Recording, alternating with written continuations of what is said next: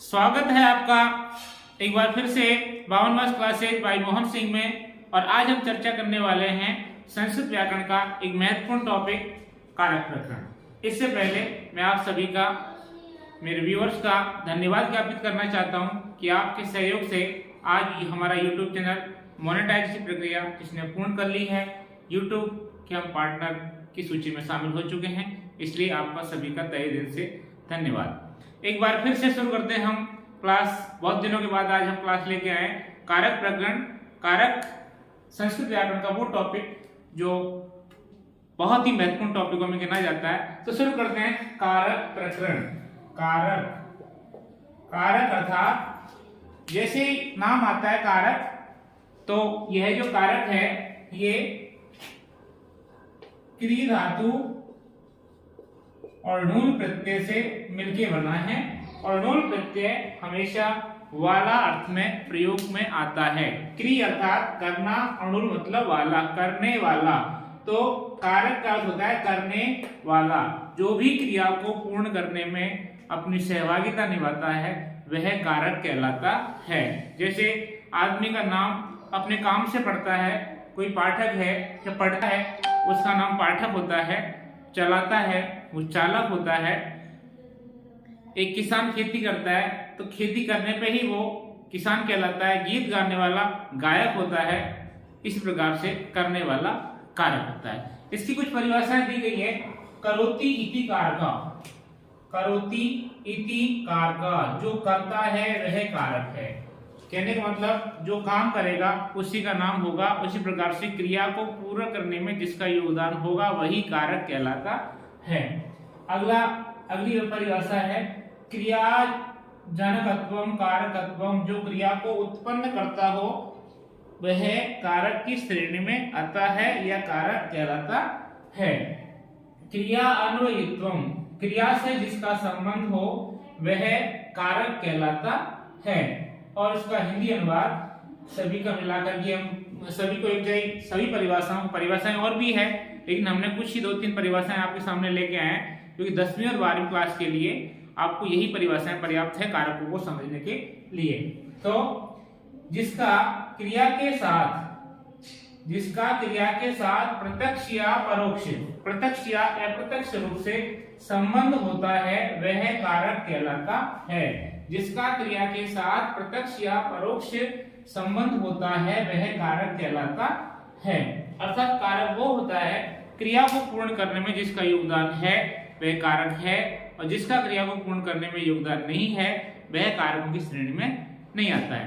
तो ये हुई कारक की परिभाषा। अब हम चलते हैं कारक कितने प्रकार के होते हैं, कारक के भेद। तो व्याकरणों ने कहा कि कारक 6 प्रकार के होते हैं। कौन कौन से?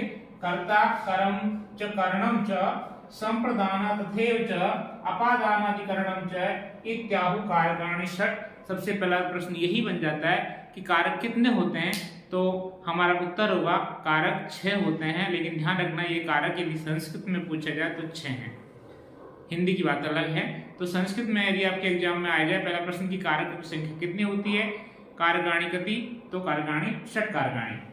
तो अपादानिकरणम इत्याहु कारकाणि षट्। इति आहु, आहु मतलब कहते हैं, इति मतलब इस प्रकार से, कारकाणि कारक, षट् मतलब 6। इस प्रकार से कारक है वो 6 प्रकार के होते हैं। और हमने जो कारक पढ़े, कर्ता ने कर्म को करण से, संप्रदान के लिए, अपादान से, पृथक संबंध, काके के संबंध, हेतु हरे, उसमें 2 और हैं, वो हैं संबंध और संबोधन।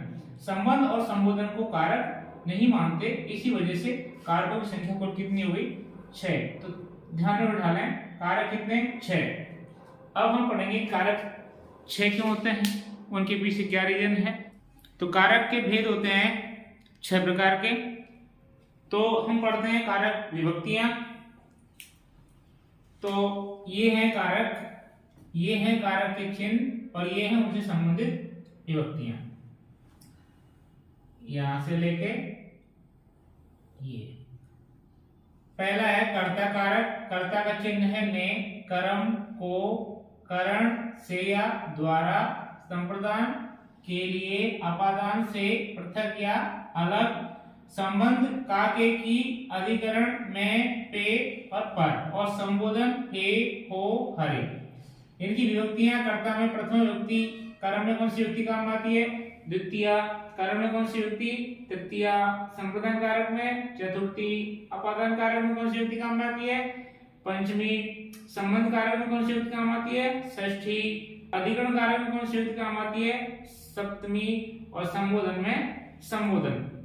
अब आप यहाँ देखें यहाँ पर टोटल हम मिलाएं तो कुल हो गए 2 3 4 5 6 7 और 8। और अभी आपको बताया कि कारक में जो कारक होते हैं वो कितने होते हैं? 6। अर्थात हमें विभक्तियां और संबोधन में हमको जो 8 मिल रहे हैं उनमें से 6 ही क्यों हैं, कौन कौन से 2 नहीं है वो मैंने बताया। एक तो आपका संबंध नहीं है और एक आपका संबोधन नहीं है। वो कैसे नहीं है वो आपको इस वाक्य के द्वारा समझ में आएगा।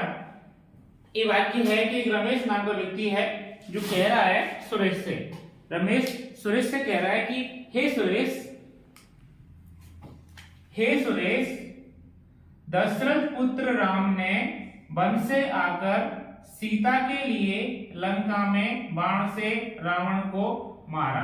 अब यहाँ पर मारा क्रिया है, मारना क्रिया है। अब आप देखें सभी की जो चिन्हों के हिसाब से आप देखेंगे तो दशरथ पुत्र, तो दशरथ का पुत्र। अब दशरथ का पुत्र है तो का मतलब संबंध में मिल रहा है का के की, तो वहां पर कौन सी विभक्ति आएगी? कौन सा कारक? संबंध और विभक्ति षष्ठी। ऐसे राम ने, अब ने किसमें आ रहा है? कर्ता ने, तो राम में कौन सा कारक आएगा? कर्ता। और कर्ता कारक कौन सी विभक्ति होता है? प्रथमा विभक्ति में। अब है वन से आकर, अब वो वन से हमने पढ़ा से या से अलग, तो वन से वो अलग हो रहा है, लंका की ओर जा रहा है, तो वन से आ रहा है, वो वन से अलगाव हो रहा है उसका, तो यहाँ पर वन में आपका अपादान कारक और पंचमी विभक्ति आएगी। आकर ये क्रिया है, पूर्व क्रिया। सीता के लिए, अब के लिए किसके लिए आ रहा है? के लिए संप्रदान, संप्रदान कारक में कौन सी विभक्ति आती है? चतुर्थी। तो सीता में कौन सी विभक्ति आएगी? चतुर्थी। किसके कारण? के लिए के कारण। अगला पद है लंका में, लंका में। अब में पेपर कौन से कारक का चिन्ह है? अधिकरण का में, तो लंका में कौन सा कारक? अधिकरण। और अधिकरण में विभक्ति सप्तमी, तो लंका जो पद है इसमें विभक्ति आएगी सप्तमी। अब है बाण से या द्वारा, तो बाण से या द्वारा किसमें आएगा? करण में। और करण कारक में कौन सी विभक्ति आएगी? तृतीया, तो बाण में कौन सी विभक्ति आएगी? तृतीया। अब रावण को कौन से कारक का चिन्ह है? को कर्म कारक का चिन्ह है, कर्म कारक का चिन्ह है, तो कर्म कारक में कौन सी विभक्ति आएगी? द्वितीया। तो रावण को, तो रावण में कौन सी विभक्ति आएगी? द्वितीया। और मारना क्या है? क्रिया है। अब यहां पर 2 चीज है, एक है सुरेश को रमेश संबोधन कर रहा है, तो ये क्या है? संबोधन। और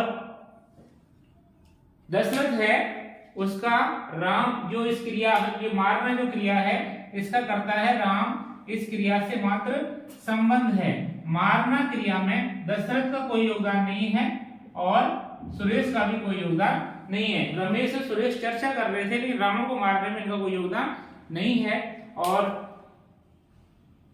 मारना क्रिया का कर्ता राम है और राम का दशरथ से मात्र संबंध है, और संबंध तो दशरथ से भी है, लक्ष्मण से भी है, कौशल्या से भी है, लवकुश से भी है। हम तो यूं भी कह सकते हैं लवकुश के पिता राम ने, अब जब मान लीजिए रावण को मारा गया था तब लवकुश थे ही नहीं, तो इसलिए किसी का संबंध हो सकता है और जिससे हमारा संबंधी होता है उसका हमारे क्रिया को पूर्ण करने में कोई भी योगदान नहीं होता है। तो अब ध्यान से देखें, इनका हमने वाक्य इनका संस्कृत बना लिया, उसके बाद इनको डिफाइन करेंगे कि भो रमेश, रमेश सुरेश, रमेश कह रहा है सुरेश से, वो सुरेश, सुरेश क्या है? संबोधन है, तो संबोधन कौन सी विभक्ति में आएगा? संबोधन में आएगा। दशरथ के, अब दशरथ में कौन सी विभक्ति है? षष्ठी।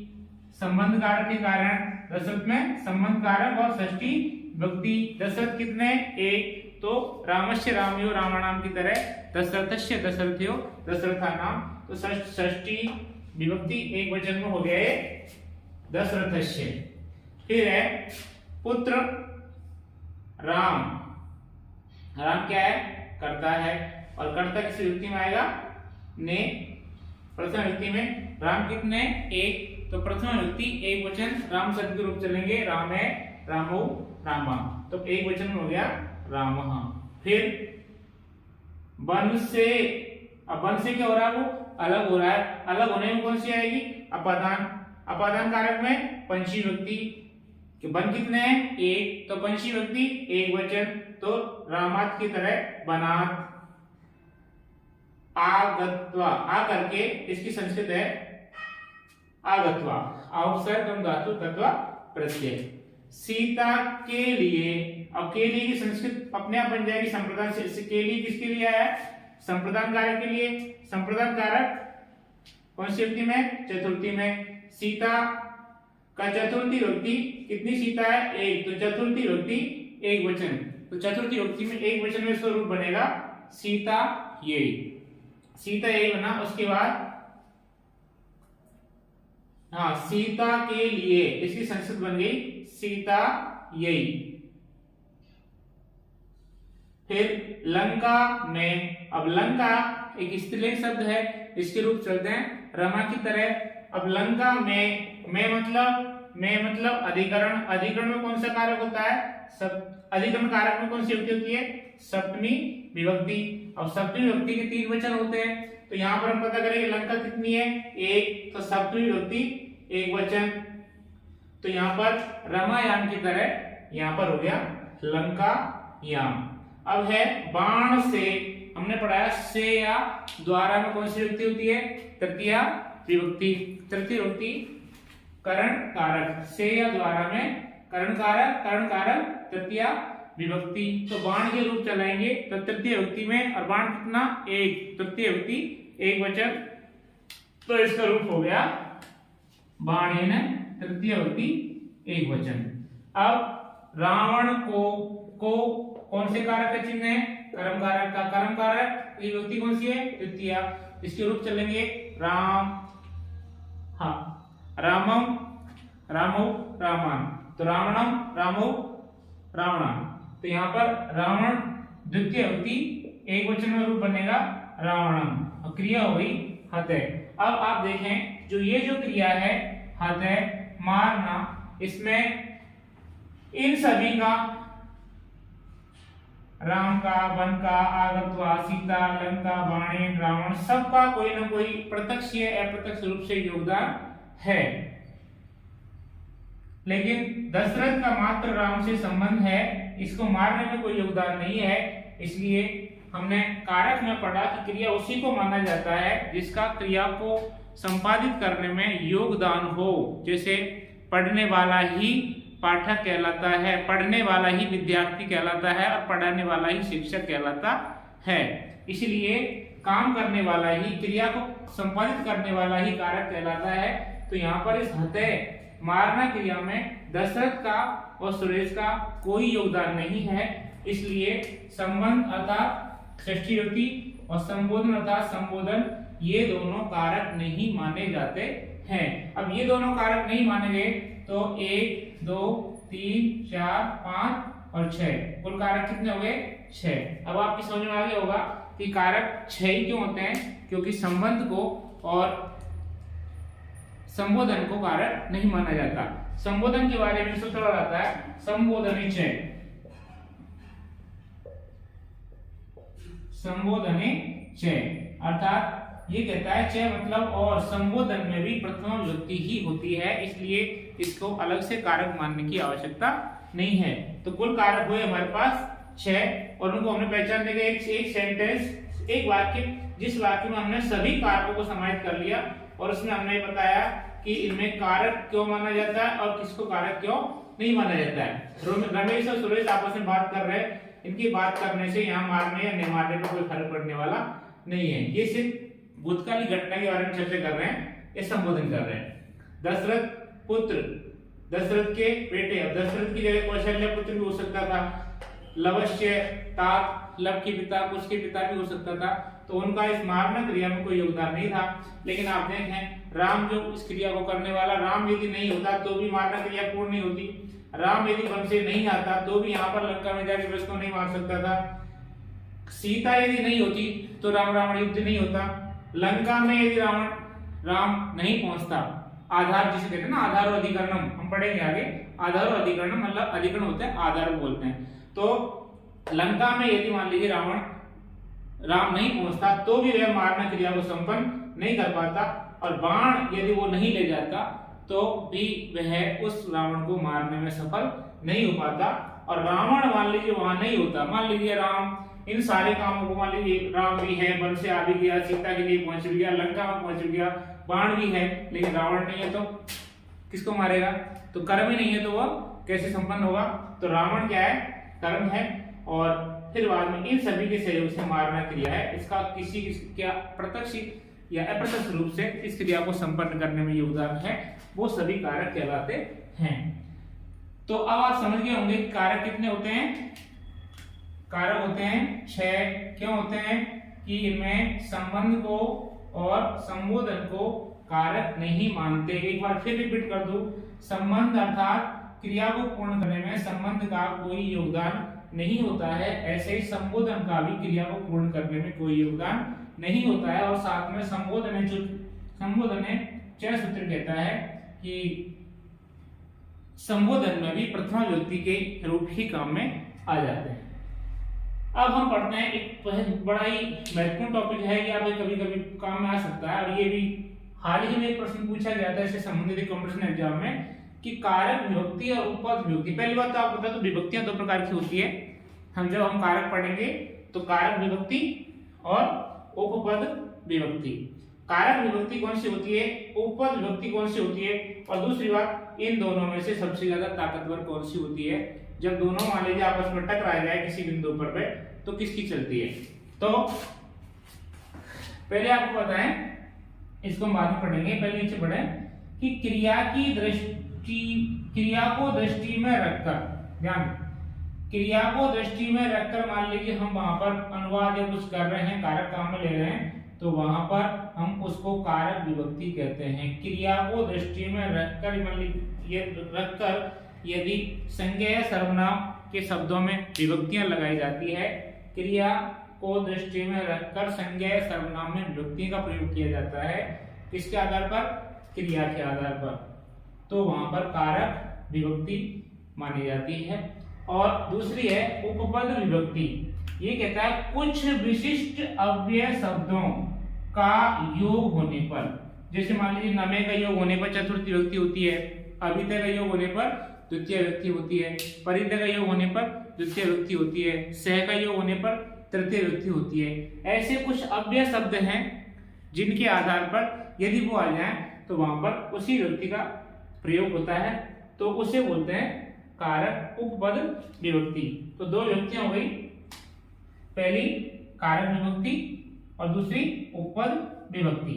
अब एक बात ध्यान से पढ़ना इस सूत्र को, इसको उपपद विभक्ते, उपपद विभक्ते कारक विभक्ति बलियसी। ये कहता है कि उपपद विभक्ति से, ध्यान से पढ़ना, उपपद विभक्ति से कारक विभक्ति बलियसी मतलब बलवान या ताकतवर होती है। यदि मान लीजिए किसी पद पे विभक्ति निर्णय में यदि कारक विभक्ति और उपपद विभक्ति दोनों टकरा जाए तो वहां पर कारक विभक्ति ही वहां पर ज्यादा मान्य होती है। अगला है, नीचे इसमें देखो कुछ उदाहरण दे रखे हैं, गुरु शिष्याय क्रुध्यति। अब यहाँ पर उसका अर्थ है गुरु शिष्य पर क्रोधित हुआ है, तो यहाँ पर जो चतुर्थी विभक्ति काम में आई है, ये चतुर्थी विभक्ति क्रुध्यति जो क्रिया है, ये क्या है? क्रुध्यति क्या है? क्रिया।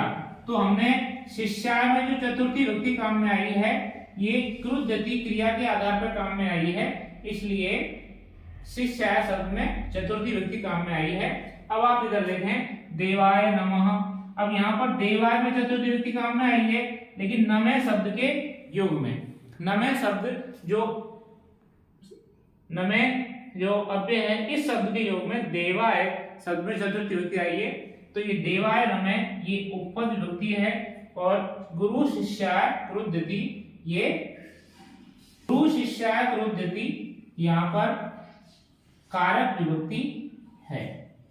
अब आप इधर देखेंगे एक उदाहरण है रामान नमस्करोति और यहाँ है रामाय नमः। यहाँ केवल नमे है, जो नमे शब्द है अव्यय के तौर पे आया है, तो यहाँ पर रामाय नमे आया है और यहाँ पर रामान नमे। अब यहाँ पर नमे आया भी है और करोति क्रिया के रूप में भी आया है, नमे भी आया है और नमे क्रिया के रूप में भी आया है। यदि नमे यदि आया है तो ये तो कहता है भाई मैं तो चतुर्थी विभक्ति करूंगा, नमे जहां भी आएगा चतुर्थी विभक्ति करेगा।